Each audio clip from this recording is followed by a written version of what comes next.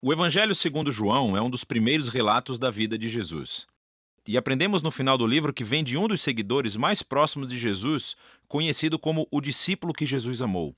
Ele aparece muitas vezes na história em si, e há algum debate sobre se é João o filho de Zebedeu, um dos 12, ou outro João diferente que morava em Jerusalém e era conhecido na igreja como João o presbítero.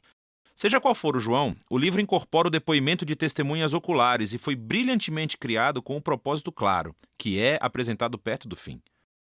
João diz que a história foi escrita para que vocês creiam que Jesus é o Messias, o Filho de Deus, e para que, crendo, tenham vida em seu nome.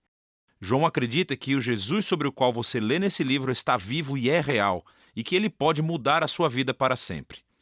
O design do livro é muito legal. A primeira metade começa com um poema e um conto, que é seguido por um grande bloco de histórias sobre Jesus realizando sinais milagrosos que causam um aumento gradual de controvérsia. E tudo isso culmina no seu maior sinal, a ressurreição de Lázaro, que cria a maior controvérsia, quando os líderes de Israel decidem matar Jesus. E isso inicia a segunda parte do livro. Esses capítulos se concentram na última noite e nas últimas palavras de Jesus a seus discípulos, que são seguidas por sua prisão, julgamento, morte e ressurreição. O livro conclui com um epílogo. Neste vídeo, vamos nos concentrar na primeira metade. Então, o livro começa com uma introdução de duas partes. Primeiro, um poema que começa: no princípio, a palavra já existia. Uma referência óbvia a Gênesis 1, quando Deus criou tudo com a sua palavra. Agora, as palavras de uma pessoa são diferentes dessa pessoa, mas também são a personificação da mente e da vontade dela. Assim, João diz que a palavra de Deus estava com Deus, o que é distinto. E ainda assim, a palavra era Deus, e isso é divino. E quando refletimos sobre essa afirmação, ouvimos depois no poema que essa palavra divina se tornou humana em Jesus. Então João parte das histórias do Êxodo, afirmando que Jesus era o tabernáculo de Deus no nosso meio. A gloriosa presença divina que pairava sobre a Arca da Aliança tornou-se humana em Jesus. O que leva à sua última afirmação, de que o único Deus verdadeiro de Israel era Deus Pai e o Filho, que se tornou humano para nos revelar o Pai. Agora, ao considerarmos essas afirmações, começamos a ouvir uma história sobre como João Batista conheceu Jesus pela primeira vez e levou outras pessoas a o conhecerem e a se tornarem seus discípulos. E uma por uma, conforme as pessoas se encontravam com Jesus, elas diziam em voz alta quem pensavam que ele é. E nesse capítulo, Jesus recebe 7 títulos. Esses títulos apontam para o interesse que João tem no número 7, mas juntos também têm um significado. Que esse Jesus de Nazaré, que é totalmente humano, é o rei messiânico. Ele é o mestre de Israel. Ele é o Filho de Deus que morrerá pelos pecados do mundo. Essa é uma afirmação muito grande para ser feita sobre uma pessoa, e João irá defendê-la através das histórias nos capítulos 2 a 12. Todas elas têm o mesmo padrão básico. Jesus faz um sinal ou uma afirmação sobre si mesmo, e isso resulta em mal-entendidos ou controvérsias. E assim, no final de cada história, as pessoas são forçadas a decidir quem elas pensam que Jesus é. A primeira sessão mostra Jesus encontrando 4 instituições judaicas clássicas. E em cada encontro, Jesus mostra que ele é a personificação dessa instituição. Então, Jesus está numa festa de casamento e o vinho acaba. E Jesus transforma esses enormes jarros de água, algo como 455 litros no total, no melhor vinho de sempre. E o garçom diz ao noivo: você deixou o melhor vinho para o final, o que de fato é verdade. Mas João considera esse milagre o primeiro sinal de Jesus. Em outras palavras, é um símbolo que revela algo sobre Jesus.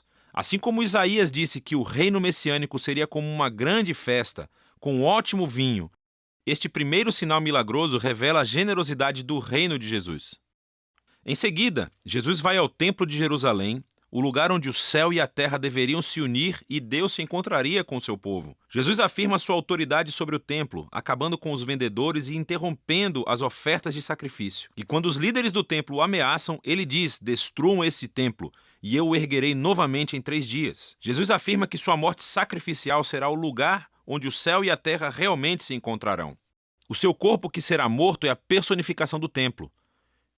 Jesus, então, conversa a noite inteira com um rabino chamado Nicodemos, que pensa que Jesus é como ele, outro rabino e mestre de Israel.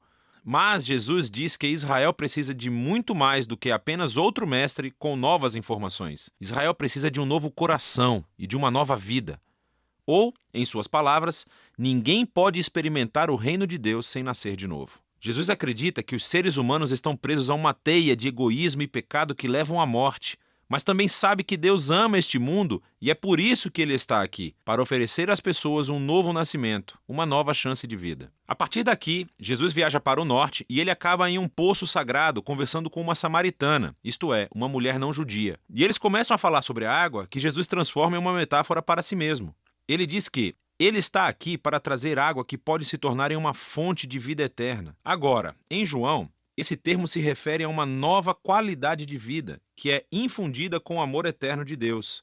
E é uma vida que pode começar agora e perdurar no futuro. Depois disso, João criou outra coleção de histórias que ocorreram durante 4 dias de banquetes sagrados judaicos.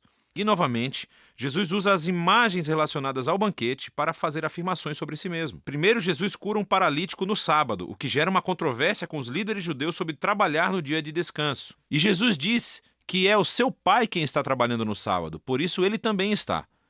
E eles entendem o seu significado, pois ele estava chamando Deus de seu pai, igualando-se a Deus, e assim eles decidem que querem matá-lo.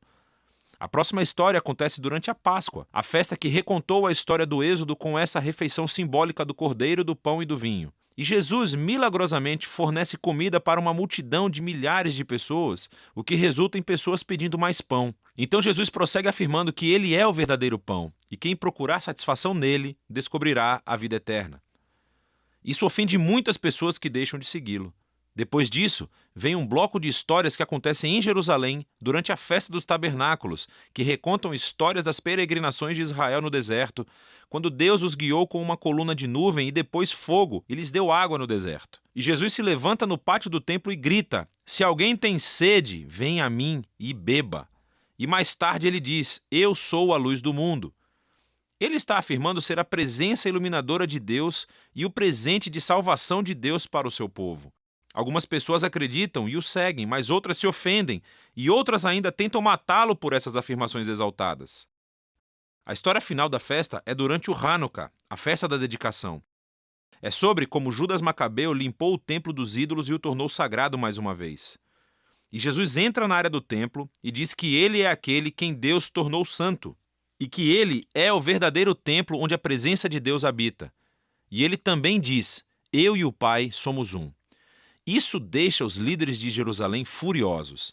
Eles criam um plano para matar Jesus e então ele se retira da cidade. Enfim, todos esses conflitos culminam em um último sinal milagroso. Jesus descobre que seu querido amigo Lázaro está doente, mas a sua família mora perto de Jerusalém, que agora é uma armadilha mortal para Jesus. Jesus poderia ficar longe e salvar a sua própria vida, mas ele ama Lázaro. Então, quando ele ouve que Lázaro morreu, ele segue viagem para levantá-lo dos mortos. E ele o chama para a vida fora do túmulo, sabendo que isso lhe custará a sua própria vida. E a notícia desse sinal incrível se espalha rapidamente, é claro.